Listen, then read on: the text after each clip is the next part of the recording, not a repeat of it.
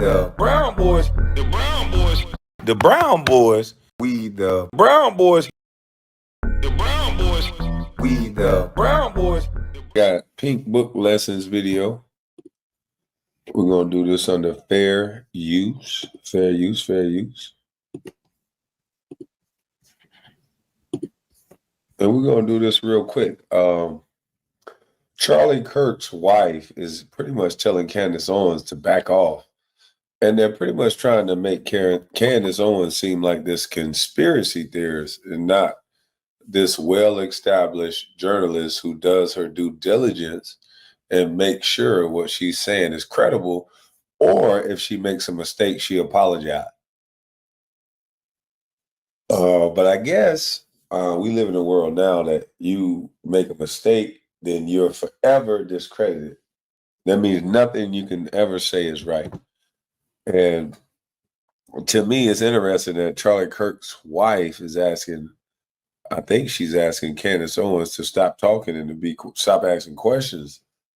And Charlie Kirk's stance was to keep asking questions. So it's all about who we like, who we believe, but let's keep going.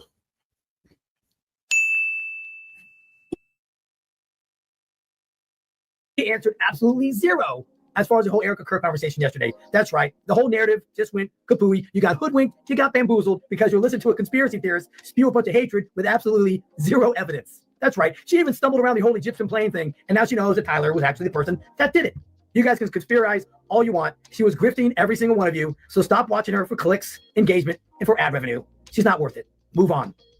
Now, I don't care what nobody say. This is not going to make anybody move on. When something doesn't make sense and the public can see it, you're not going to make anybody just move on. That episode, after the Erika Kirk Candace meeting, Candace had over 110,000 people waiting for her to come on the screen. Over 300,000 people watching the stream. Did y'all hear what she just said? Candace Owens had 150,000 people waiting for her to go live for live views. She had over 300,000 people watching. So you know what that says? That says to me that she's caught the eyes of a lot of people. They're going to hold her accountable in a way that damn near her opinion becomes law. The masses and the people that be is not going to want her to have an opinion because so many people are going to hear her opinion and may share her opinion. So her following and the large number of people in today's society, when you have a large number of people watching you, then to me, it seems like you no longer have an opinion. They're going to make it to where they tell you, hey, well, I know it's just your opinion, but you have a large following. It's like, so what? I have a large following. I still have an opinion. And so she's going to have to be very, very careful.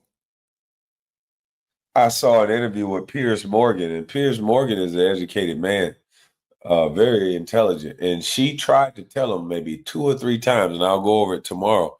She tried to tell him later today.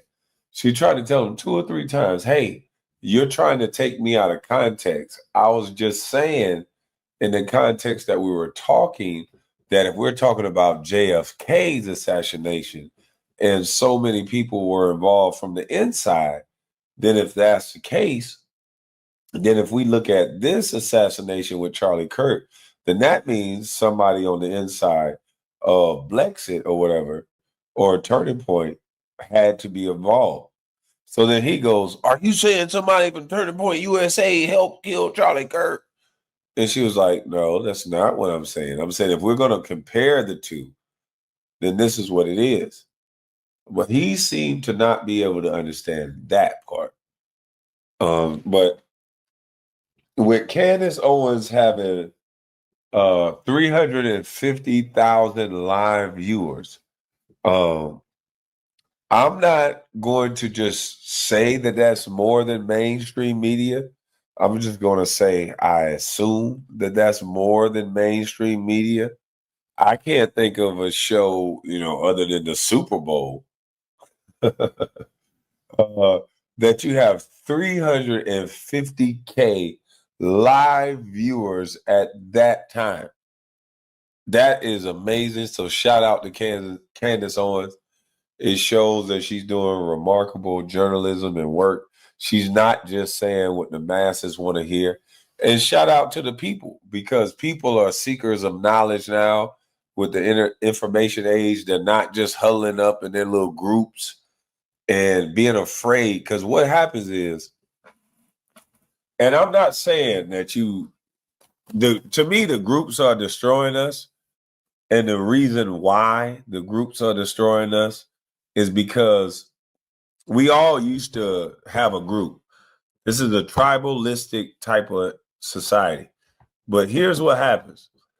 Now the groups are destroying us because we have a leader in said group. And said group don't want to look bad. So said group make sure that everybody in the group has to mind. Everybody in the group has to go along to get along.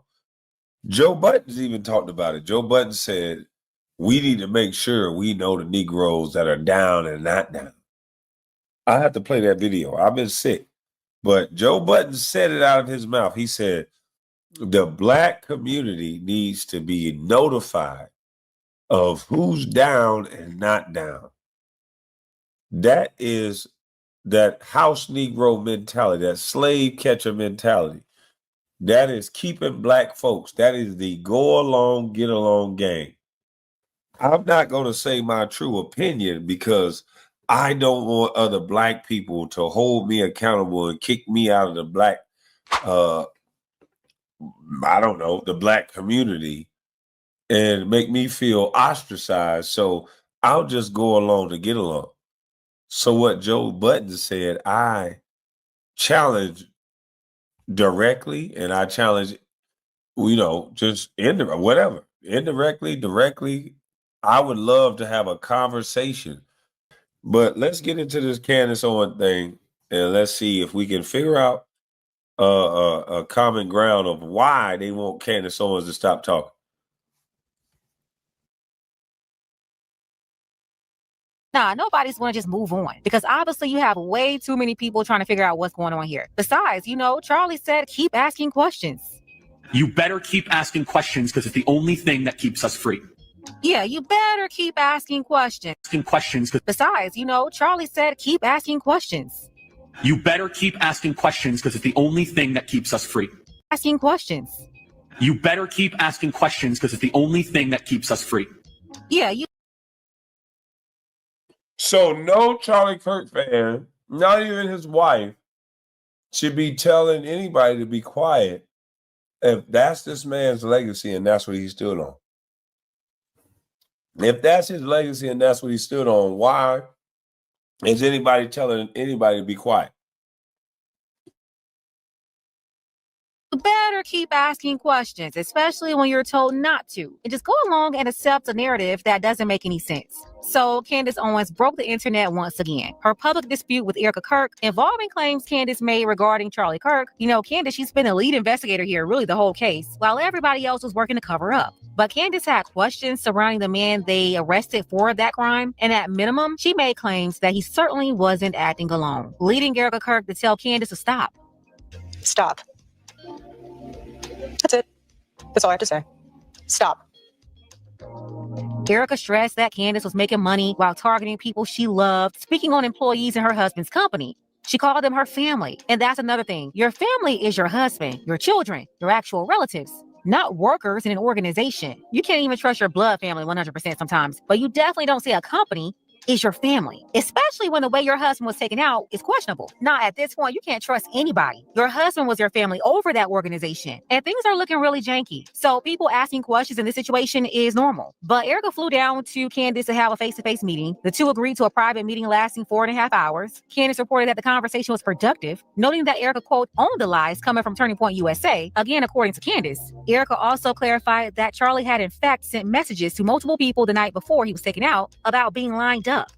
a detail she previously contested. After that meeting, Candace said they have open lines of communication, and it's safe to say people didn't like it at all. They think Candace sold out or they threatened Candace to stop talking, but Candace came out and denied those allegations. Okay, you guys are crazy. You guys are absolutely crazy. The amount of people who attacked me for sending out a tweet being like, hey, I'm good, I'm alive. We had a very productive conversation. And they were like, she got the call. She got the call. She's betrayed us. She's doing something else. I can't believe it. This has all just been a show. Calm down, okay? What do you think happened? Erika said, stop. And then I was frozen for 4 hours and 30 minutes, just like. Yeah, that's what most people think. You're black, so you got to have a handler. So most people think you only can have an opinion based on what somebody tell you to have. So a lot of people don't think Candace Owens is formulating these own thoughts and her own opinions. It's coming from her husband. It's coming from this person. It's coming from that person. So they thought that she can make her actually stop. I don't think anybody can make Candace Owens stop, but God and maybe Candace Owens. And maybe her children. I don't know. Maybe her husband. I don't know. But even if she could test him, I don't think he can make her stop. Like, this woman doesn't seem to be the type of woman that if she's determined by something that she's going to stop. That's the last thing I think she's going to do. But yeah, Candace Owens is definitely not going to freeze. I don't think she's going to sell out because I don't think it's nothing for her to sell into. The black community already said that she ain't really black. T.I. really came at her. A lot of people came at her. So I don't think she has nothing to sell in or out of. I think she just says what she thinks based on the knowledge and understanding that she has, and she goes with that. I don't think it's made to offend. I think it's just normal. She does the research. She thinks she's right about what she's saying. She's convicted by what she's saying. And the only thing she's asking is to have a conversation about it and not you take her head off.